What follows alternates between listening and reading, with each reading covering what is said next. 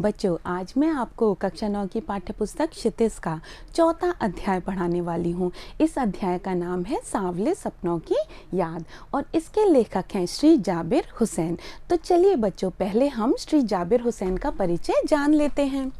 जाबिर हुसैन का जन्म सन 1945 में गांव नौनही, राजगीर, जिला नालंदा, बिहार में हुआ। वे अंग्रेजी भाषा एवं साहित्य के प्राध्यापक रहे। वे अंग्रेजी भाषा और साहित्य के प्राध्यापक यानी कि प्रोफेसर रहे थे। सक्रिय राजनीति में भाग लेते हुए 1977 में मुंगेर से बिहार विधानसभा के सदस्य निर्वाचित हुए और मंत्री बने। यानी कि पहले भी प्राध्यापक थे और बाद में उन्होंने सक्रिय राजनीति में भाग लिया था और राजनीति में उन्होंने बहुत ही अच्छा योगदान दिया। सन 1995 से बिहार विधान परिषद के सभापति हैं। सन 1995 से अभी तक वे बिहार विधान परिषद के सभापति हैं। जाबिर हुसैन हिंदी, उर्दू तथा अंग्रेजी तीनों भाषाओं में समान अधिकार के साथ लेखन करते रहे हैं। यानी कि उन्हें तीनों भाषाओं का बहुत अच्छा ज्ञान था और तीनों भाषाओं पर अधिकार था। तो इसी कारण से वे तीनों भाषाओं में लेखन कार्य करते रहे हैं। उनकी हिंदी रचनाओं में जो आगे हैं, डोला बीबी का मज़ार, अतीत का चेहरा, लोगा, एक नदी रेत भरी प्रमुख हैं। ये उनकी प्रमुख रचनाएं हैं जिनके नाम आपको याद करने हैं। अब बच्चों, हम पाठ का सारांश देख लेते हैं।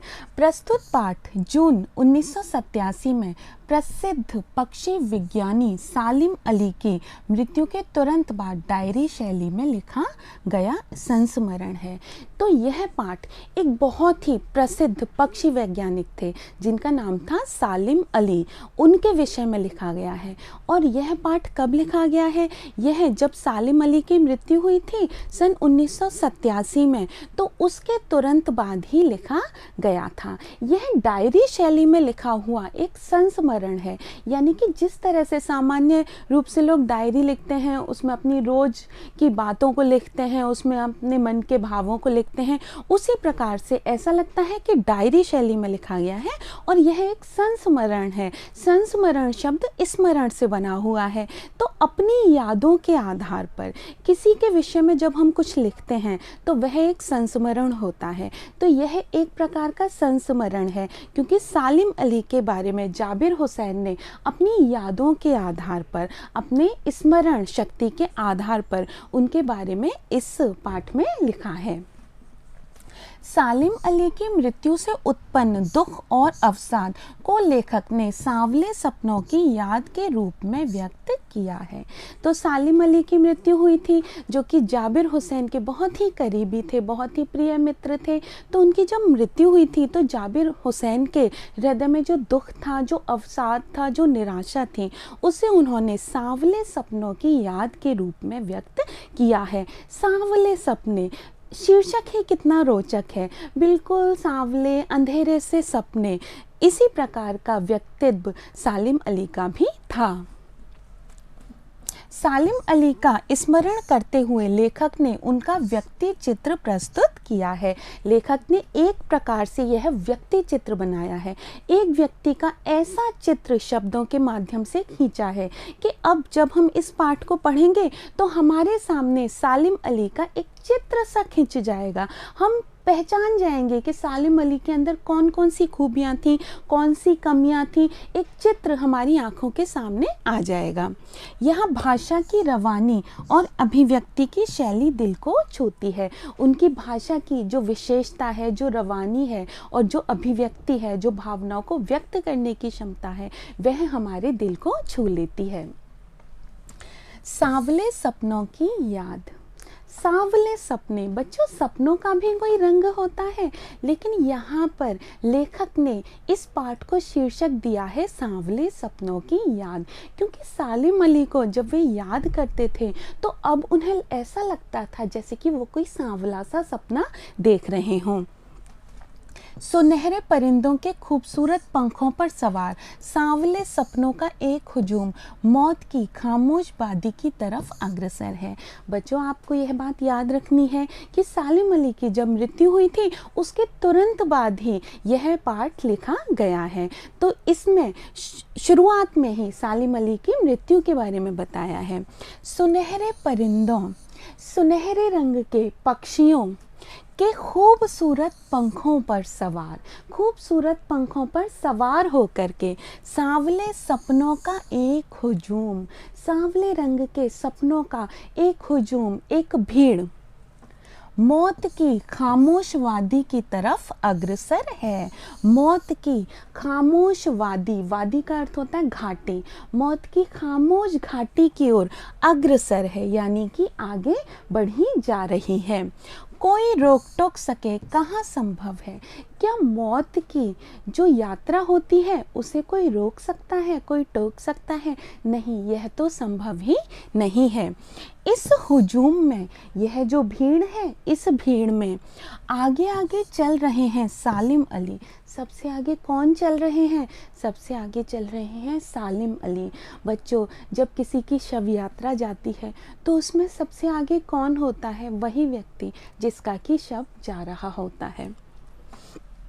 अपने कंधों पर सैलानियों, सैलानी होते हैं यात्री, अपने कंधे पर यात्रियों की तरह अपने अंतहीन सफ़र का बोझ उठाए। उन्होंने अपने कंधों पर यात्रियों की तरह से अपने अंतहीन सफ़र का, यह कौन सा सफ़र है? मृत्यु का जो सफ़र होता है वह तो इंसान का अंतिम सफ़र होता है, लेकिन यहाँ पर क्या बताया गया है? अंतहीन सफ़र। यह ऐसा सफ़र है जो अब कभी भी समाप्त नहीं होगा। अपने अंतहीन सफ़र का बोझ उठाए, वे अपने कंधों पर अपने इस अंतहीन सफ़र का बोझ उठाए हुए सबसे आगे आगे चले जा रहे हैं। लेकिन यह सफ़र पिछले तमाम सफ़रों से भिन्न है। लेकिन इनका यह जो सफ़र है, यह इनके पिछले सभी सफ़रों से बहुत ही अलग है। वे तो हमेशा सफ़र करते रहते थे। क्यों सफ़र करते थे? क्योंकि वो एक पक्षी वैज्ञानिक थे, और जो पक्षी होते हैं वे कब एक स्थान पर रहते हैं। तो जहाँ पक्षी होते थे वहाँ पर सालिम अली होते थे। लेकिन यह जो सफ़र है, जो शव यात्रा का सफ़र है, जो मृत्यु का सफ़र है, यह तो अंतिम सफ़र है। अब भला इसके बाद वे कहाँ सफ़र कर पाएंगे? भीड़ भाड़ की ज़िंदगी और तनाव के माहौल से सालिम अली का यह आखिरी पलायन है। जो भीड़ भाड़ की ज़िंदगी है, तनाव का माहौल है, उससे यह सालिम अली का अंतिम पलायन है। पलायन क्या होता है बच्चों? पलायन होता है भाग जाना। किसी भी मुसीबत से जब हम घबरा करके भाग जाते हैं तो वह पलायन होता है। अब तो वो उस वन पक्षी की तरह प्रकृति में विलीन हो रहे हैं जो जिंदगी का आखिरी गीत गाने के बाद मौत की गोद में जा बसा है। अब तो वो उस वन के पक्षी के समान हैं जो कि जिंदगी का अंतिम गीत गाने के बाद में फिर से प्रकृति में जाकर के विलीन हो गया है। वे उस वन पक्षी के समान हैं। कोई अपने जिस्म की हरारत और दिल की धड़कन देखकर भी उसे लौटाना चाहे तो वह पक्षी अपने सपनों के गीत दोबारा कैसे गा सकेगा? अगर उस पक्षी को हम अपने दिल की धड़कन देना चाहें, अपनी सांसें देना चाहें, तो भी क्या वह पक्षी फिर से लौट आएगा? क्या वह पक्षी फिर से गीत गाने लगेगा? नहीं, यह तो संभव ही नहीं है, क्योंकि मृत्यु के बाद तो कोई भी वापस लौट करके नहीं आता। मुझे नहीं लगता कोई उस सोए हुए पक्षी को जगाना चाहेगा। लेकिन भला कौन उस सोए हुए पक्षी को जगाना चाहेगा जो कि इस संसार के दुखों से मुक्त हो गया है, इस संसार के तनाव से, भागदौड़ से मुक्त हो गया है और शांति में निमग्न है? तो उस पक्षी को भला कौन जगाना चाहेगा? वर्षों पूर्व वर्षों पहले, बहुत वर्ष पहले खुद सालिम अली ने कहा था कि लोग पक्षियों को आदमी की नज़र से देखना चाहते हैं। सालिम अली जो कि पक्षी वैज्ञानिक थे, उन्होंने कहा था कि जो मनुष्य होते हैं, जो इंसान होते हैं, वे पक्षियों को भी अपनी नज़र से देखना चाहते हैं। वे चाहते हैं कि पक्षी भी उनकी तरह से व्यवहार करें। ऐसा कैसे संभव है? यह उनकी भूल है। ठीक उसी तरह जैसे जंगलों और पहाड़ों, झरनों और आबशारों को वो प्रकृति की नज़र से नहीं, आदमी की नज़र से देखने को उत्सुक रहते हैं। तो सालिम अली कहते थे लेकिन यह असंभव है। मनुष्य तो अपने झरनों को, अपने पहाड़ों को, आबशारों को यानी कि झरनों को भी अपनी दृष्टि से ही देखता है। वह यह चाहता है कि मेरे हिसाब से ये बदल जाए। जो बारिश है, जब मैं चाहूँ तब वर्षा हो जाए, जब मैं चाहूँ तब हवाएं चलें, जब मैं चाहूँ तब झरनों से खूब सारा पानी बहता रहे। तो यह कैसे संभव है? भला कोई आदमी अपने कानों से पक्षियों की आवाज़ का मधुर संगीत सुनकर अपने भीतर रोमांच का सोता फूटता महसूस कर सकता है? क्या हम लोगों में कोई ऐसे सहृदय मनुष्य होते हैं जो कि पक्षियों की आवाज़ को सुने, पक्षियों को गीत गाता हुआ सुने और उनके अंदर रोमांच का एक सोता सा प्रवाहित हो जाए? सोता होता है स्रोत, जैसे जल का स्रोत होता है, जैसे झरना होता है, नदी होती है। तो क्या हमारे अंदर इतनी भावनाएं हैं, इतना हमारे अंदर पक्षियों के प्रति, पशुओं के प्रति प्रेम है कि हम उनकी आवाज़ को सुनकर उस आवाज़ से अपना संबंध स्थापित कर लें, उस आवाज़ को सुनकर हम रोमांचित हो जाएं, हम बहुत ही प्रसन्न हो जाएं, खुश हो जाएं? क्या ऐसा संभव है? क्या मनुष्य ऐसा कर सकते हैं? एहसास की ऐसी ही एक ऊबड़ खाबड़ ज़मीन पर जन्मे मिथक का नाम है सालिम अली। एहसास की ऐसी ही एक ऊबड़ खाबड़ ज़मीन पर पैदा हुए थे सालिम अली। कहने का अर्थ यह है कि सालिम अली एक ऐसे व्यक्ति थे जो कि मिथक के समान थे। अब बच्चों, मिथक क्या होता है? मिथक होता है प्राचीन कथाओं का तत्व जो कि नई स्थितियों में नए अर्थ बताता है। हम बहुत सारी पौराणिक कहानियाँ पढ़ते हैं, प्राचीन कहानियाँ पढ़ते हैं। उन प्राचीन कहानियों में हम बहुत ही विचित्र बातें सुनते हैं जो कि कई बार काल्पनिक होती हैं। तो वे जो काल्पनिक बातें होती हैं, वे जो काल्पनिक पात्र होते हैं, वे मिथक कहलाते हैं। तो जो सालिम अली थे वे भी एक प्रकार के मिथक थे, क्योंकि वे सामान्य नहीं थे, उनकी बातें भी सामान्य नहीं थी।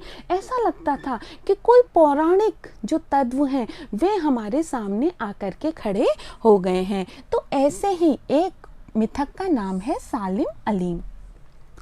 पता नहीं इतिहास में कब कृष्ण ने वृंदावन में रासलीला रची थी। हमें तो मालूम ही नहीं कि वो कौन सा समय था जब कृष्ण हुए थे वृंदावन में और उन्होंने वहाँ पर रास रचाया था। वे वहाँ पर खेले थे, उन्होंने वहाँ पर गोपियों के साथ रासलीला की थी। वो तो बहुत पुरानी बात है, हमें मालूम ही नहीं है कि कितने हज़ारों वर्ष पहले की वो बात है। और शौक चंचल गोपियों को अपनी शरारतों का निशाना बनाया था। वृंदावन में कृष्ण हुए थे और उन्होंने गोपियों के साथ बहुत सारी शरारतें की थीं। कब माखन भरे भांडे फोड़े थे, कब उन्होंने मक्खन से भरे हुए भांडों को फोड़ा था और दूध छाली से अपने मुंह भरे थे और दूध, छाछ, दही, घी इनसे उन्होंने अपने मुंह को भरा था। हम सब जानते हैं कि श्री कृष्ण को दूध बहुत प्रिय था, मक्खन बहुत प्रिय था और दूध से बनी हुई वस्तुएं उन्हें बहुत प्रिय थीं। कब वाटिका में, कब किस बगीचे में छोटे छोटे किंतु घने पेड़ों की छांव में विश्राम किया था। कब उन्होंने वाटिका में विश्राम किया था। कब दिल की धड़कनों को एकदम से तेज करने वाले अंदाज में बंसी बजाई थी और कब उन्होंने वो बांसुरी बजाई थी जो कि हर व्यक्ति के दिल की धड़कनों को तेज कर देती थी। और पता नहीं कब वृंदावन की पूरी दुनिया संगीत में हो गई थी और पता नहीं कब उस बंसी की धुन पर, उस मुरली की धुन पर वृंदावन का जो पूरा वातावरण था वह संगीत में हो गया था। कहने का मतलब ये है कि कृष्ण वृंदावन में कब हुए थे यह तो हमें पता ही नहीं है। पता नहीं यह सब कब हुआ था, यह हम में से कोई नहीं जानता कि इस बात को हुए कितना समय बीत गया। लेकिन कोई आज भी वृंदावन जाए तो नदी का सांवला पानी उसे पूरे घटनाक्रम की याद दिला देगा। लेकिन आज भी कोई वृंदावन जाता है और वहाँ पर यमुना नदी को देखता है तो यमुना नदी का जो सांवला पानी है, उस सांवले पानी को देखते ही उसे श्री कृष्ण की याद आ जाती है। और श्री कृष्ण की याद आते ही श्री कृष्ण का गोपियों के साथ शरारत करना, बांसुरी बजाना, विश्राम करना, दूध माखन खाना, मटकियाँ फोड़ देना, यह सब आँखों के सामने आ जाता है। तो बच्चों, कितने आश्चर्य की बात है, वह घटना जो आज से हजारों साल पहले घटित हुई है, लेकिन वे घटनाएं उस वातावरण में बिल्कुल रची बसी हैं। आज भी वहां जाते हैं तो हमें श्री कृष्ण की अनुभूति होती है। हर सुबह सूरज निकलने से पहले जब पतली गलियों से उत्साह भरी भीड़ नदी की ओर बढ़ती है, हर सुबह जब उत्साह से भरी हुई भीड़ नदी की तरफ बढ़ती है, क्योंकि यमुना नदी का बहुत ज़्यादा महत्व है, तो वहाँ के जो लोग हैं वे सुबह के समय यमुना नदी के किनारे जाते हैं और वहाँ पर स्नान करके आते हैं। तो लगता है जैसे उस भीड़ को चीर कर अचानक कोई सामने आएगा और बंसी की आवाज़ पर सब किसी के कदम थम जाएंगे। ऐसा लगता है इतनी लंबी चौड़ी जो भीड़ जा रही है, एकदम से इस भीड़ में से कोई निकल करके आएगा और बांसुरी बजाएगा और उस बांसुरी को सुन करके इस पूरी भीड़ के कदम वहाँ पर थम जाएंगे। ऐसा लगता है कि अभी इस भीड़ में से श्री कृष्ण निकल करके आ जाएंगे। हर शाम सूरज ढलने से पहले जब वाटिका का माली सैलानियों को हिदायत देगा तो लगता है जैसे बस कुछ ही क्षणों में वो कहीं से आ टपकेगा और संगीत का जादू वाटिका के भरे पूरे माहौल पर छा जाएगा। वहाँ पर वृंदावन में जो वाटिकाएं हैं जहाँ पर कि लोग शाम को घूमते हैं, तो ऐसा लगता है कि शाम के समय जब वाटिका का माली आता है और लोगों से कहता है अब समय हो गया, वाटिका बंद होने वाली है, अब सब अपने अपने घर चले जाएं, तो ऐसा लगता है उसी समय कहीं से वह निकल के आ जाएगा। वह का मतलब श्री कृष्ण। उसी समय श्री कृष्ण निकल करके आ जाएंगे और अपनी बांसुरी बजा करके वहाँ के सारे लोगों को मंत्रमुग्ध कर देंगे, अपनी बांसुरी के जादू से उनको बांध लेंगे। वृंदावन कभी कृष्ण की बांसुरी के जादू से खाली हुआ है क्या? क्या कभी ऐसा हो सकता है कि वृंदावन हो और श्री कृष्ण की बांसुरी का जादू ना हो? आज श्री कृष्ण नहीं है, ना ही उनकी बांसुरी है, लेकिन वृंदावन जो है, वहाँ की जो हवा है, वहाँ की वायु है, वहाँ की नदी है, वहाँ का वातावरण है, उसमें श्री कृष्ण हमेशा जीवित रहेंगे, उसमें श्री कृष्ण हमेशा शामिल रहेंगे। मिथकों की दुनिया में इस सवाल का जवाब तलाश करने से पहले एक नज़र कमज़ोर काया वाले उस व्यक्ति पर डाली जाए जिसे हम सालिम अली के नाम से जानते हैं। तो मिथकों की दुनिया के बारे में सोचने से पहले, जैसे कि लेखक ने अभी एक मिथक के बारे में बताया, श्री कृष्ण के बारे में बताया, श्री कृष्ण के क्रियाकलापों के बारे में बताया, तो वे कह रहे हैं जिस तरह से वृंदावन श्री कृष्ण से मुक्त कभी हो ही नहीं सकता, श्री कृष्ण वृंदावन में हमेशा रहेंगे, वैसे ही सालिम अली इन पक्षियों को छोड़ करके कहीं नहीं जा सकते। तो मिथकों की दुनिया में इस सवाल का जवाब तलाश करने से पहले एक नज़र कमज़ोर काया वाले जो सालिम अली थे, वे बड़े ही दुबले पतले, बहुत ही कमज़ोर काया के मालिक थे, उस व्यक्ति पर डाली जाए जिसे हम सालिम अली के नाम से जानते हैं। तो सालिम अली के बारे में थोड़ा सा जान लिया जाए। उम्र को शती तक पहुंचने में थोड़े ही दिन तो बच रहे थे, उनकी उम्र अब शती तक पहुंचने वाली थी। शती का अर्थ होता है 100 वर्ष, पर वे 100 वर्ष के हो नहीं पाए, करीब 90 वर्ष की अवस्था में ही उनकी मृत्यु हो गई। संभव है लंबी यात्राओं की थकान ने उनके शरीर को कमज़ोर कर दिया हो। वे लंबी लंबी यात्राएं करते थे क्योंकि पक्षियों के पीछे पीछे वे बड़ी दूर दूर तक चले जाते थे, तो क्या पता जीवन भर उन्होंने बहुत लंबी लंबी जो यात्राएं की उनके कारण उनका शरीर कमज़ोर हो गया था, और कैंसर जैसी जानलेवा बीमारी उनकी मौत का कारण बनी हो, और कैंसर जैसी बीमारी के कारण भी उनकी मौत हो सकती है। लेकिन अंतिम समय तक मौत उनकी आँखों से वह रोशनी छीनने में सफल नहीं हुई। लेकिन अंतिम समय में भी मौत उनकी आंखों से उस रोशनी को छीनने में सफल नहीं हुई, यानी कि उनकी आंखों में वो चमक तब भी थी जो पक्षियों की तलाश और उनकी हिफाजत के प्रति समर्पित थी, जो कि पक्षियों को ढूंढने के समय उनकी आंखों में दिखाई देती थी, और पक्षियों की हिफाजत यानी कि रक्षा करते समय जो चमक उनकी आंखों में होती थी वह चमक उनके साथ उनकी मृत्यु तक बनी रही।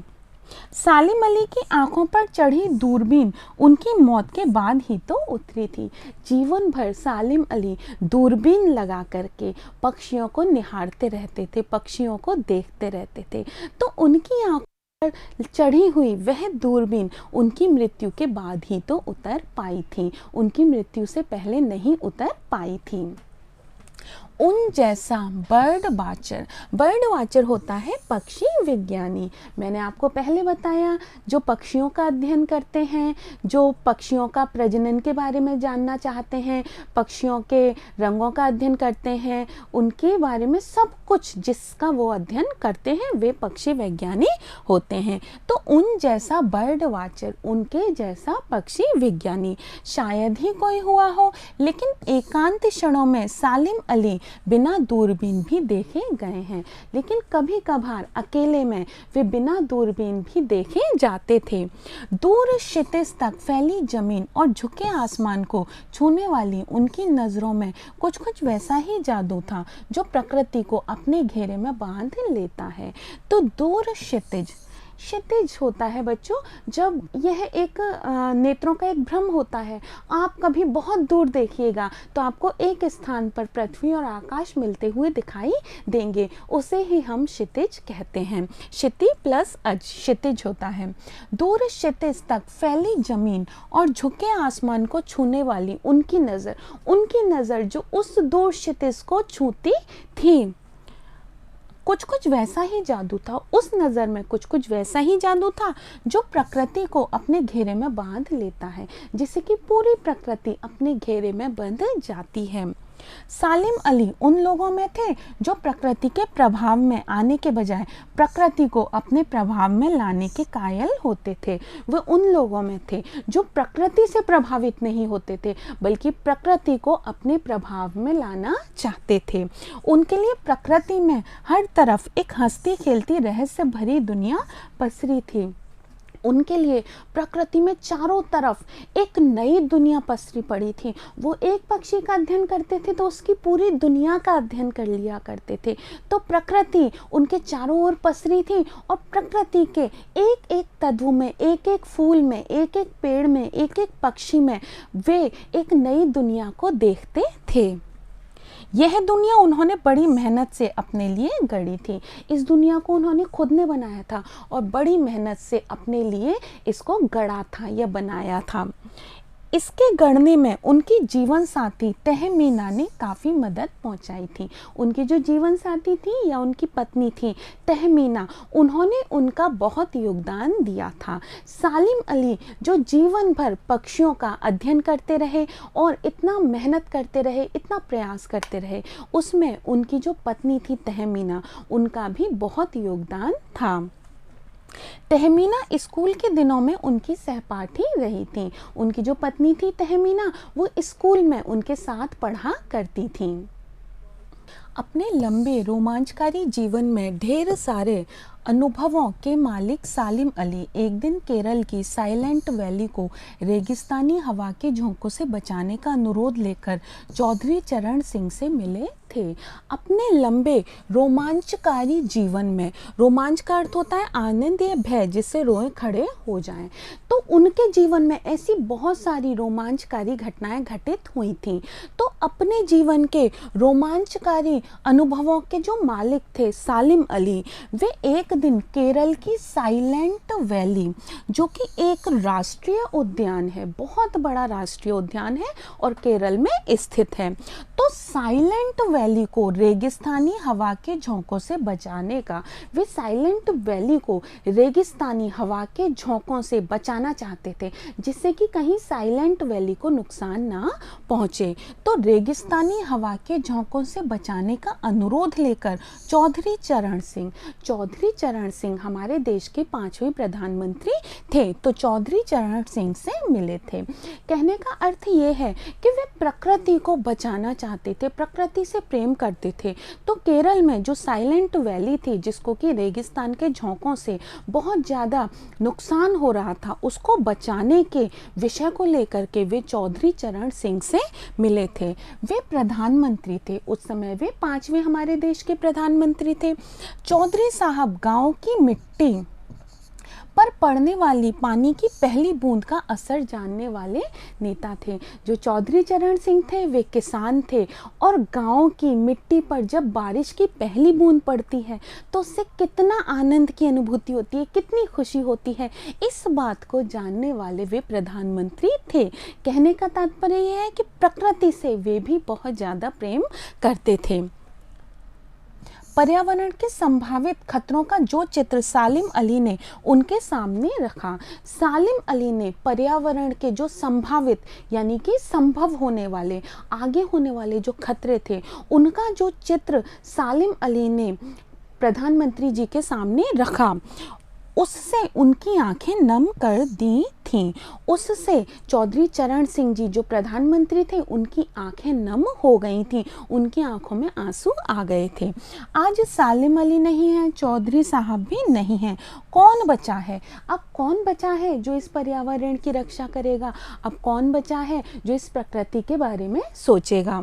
जो अब सौंधी माटी पर उगी फसलों के बीच एक नए भारत की नींव रखने का संकल्प लेगा, जो अब सौंधी खुशबू वाली मिट्टी पर जो फसलें उपजती हैं, उन फसलों के ऊपर हमारे नए भारत की नींव या बुनियाद को रखेगा।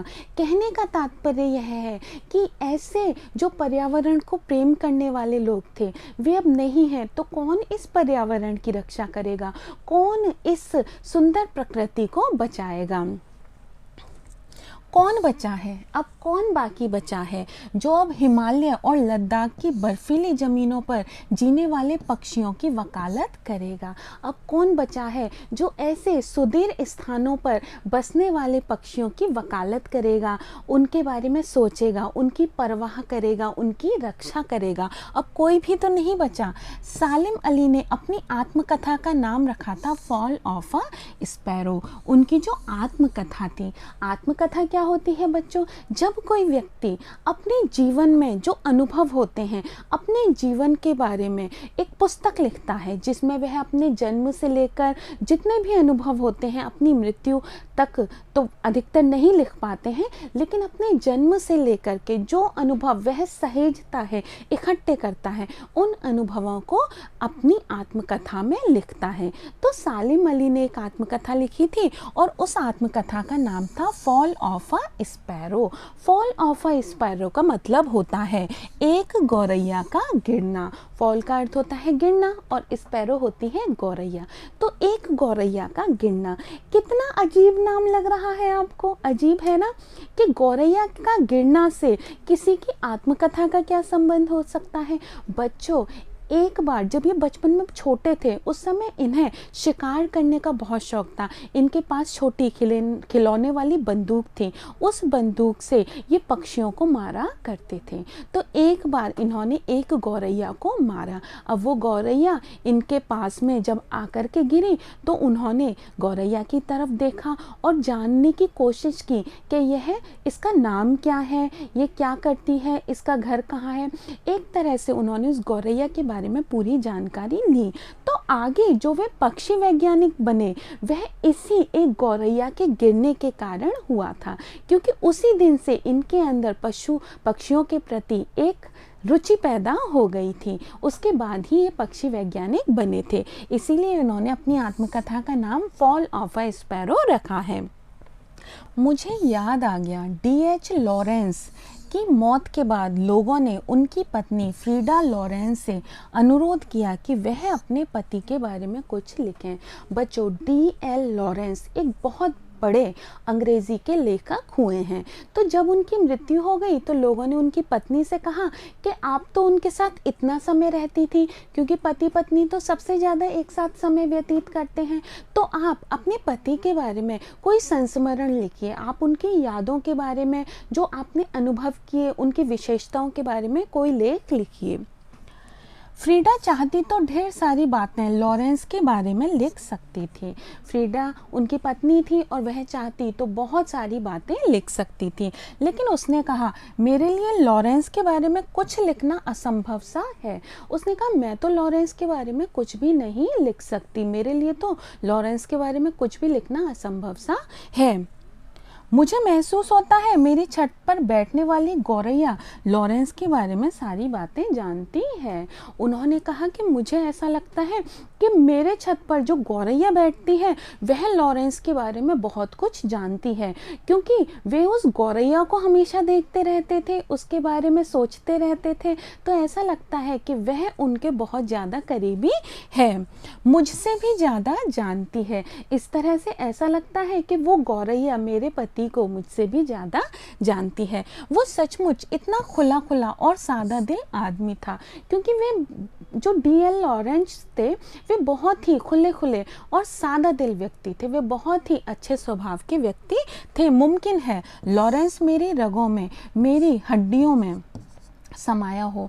ऐसा संभव है कि लॉरेंस मेरी रगों में, मेरी शिराओं में, मेरे शरीर की हड्डियों में समाया हो। मैं उनकी पत्नी थी, मैं उन्हें जानती थी, उनके साथ बहुत समय व्यतीत करती थी, तो मुझे लगता है कि वो मेरे अंदर समाये हुए हैं। लेकिन मेरे लिए कितना कठिन है उनके बारे में अपने अनुभवों को शब्दों का जामा पहनाना। लेकिन मेरे लिए बहुत कठिन है कि उनके बारे में मैं कुछ लिखूं, शब्दों के द्वारा मैं उनके व्यक्तित्व को एक जामा पहनाऊं। जामा पहनाना होता है आकार देना, कि शब्दों के द्वारा मैं उनके व्यक्तित्व को एक आकार दे पाऊं, यह मेरे लिए बहुत ही कठिन है। मुझे यकीन है मेरी छत पर बैठी गौरैया उनके बारे में और हम दोनों ही के बारे में मुझसे ज़्यादा जान रखती है। उनका कहना यह था कि मुझे लगता है मेरी छत पर जो वो पक्षी बैठा है, जो वो गौरैया बैठी है, वह मेरे बारे में और मेरे पति के बारे में, हम दोनों के ही बारे में मुझसे भी ज़्यादा जानती है। जटिल प्राणियों के लिए सालिम अली हमेशा एक पहेली बने रहेंगे। तो जो इस प्रकार के जटिल प्राणी हैं उनके लिए सालिम अली हमेशा से एक पहेली बने रहेंगे। वे हमेशा ही सालिम अली को जानना चाहेंगे। वे पक्षी सोचते होंगे कि कौन है जो कंधे पर दूरबीन लटकाए हमारे पीछे पीछे आ जाता है, ये कौन व्यक्ति है जिसे हमारी इतनी परवाह है कि हमारे लिए ये इतनी यात्राएं करता है। तो सालिम अली के बारे में सोच सोच कर वे पक्षी परेशान होते रहेंगे कि भला इसे हम क्या देते हैं जो ये हमारे लिए इतनी परवाह करता है। बचपन के दिनों में उनकी एयरगन से घायल होकर गिरने वाली नीले कंठ की वह गौरैया सारी जिंदगी उन्हें खोज के नए नए रास्तों की तरफ ले जाती रहेगी।